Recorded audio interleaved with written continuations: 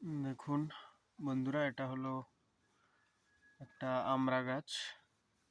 এটা আমি লাগিয়েছি, দেখুন আমড়া হয়েছে, এখানে আছে, উপরেও আছে, ওই সাইডেও আছে, তারপর এখানেও আছে। দেখুন কিভাবে আমড়া হয়েছে।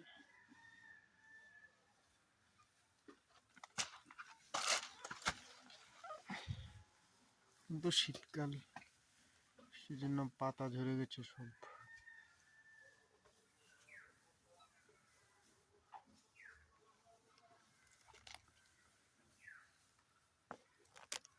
এখানে আছে, এ হলো পুরো আমড়া গাছটা। এখানে ধনে গাছ আছে, টমেটো গাছ আছে, এটা নতুন লাগিয়েছি, অসংখ্য মরিচ গাছ আছে, ধনে পাতা আছে, কুমড়ো গাছ আছে,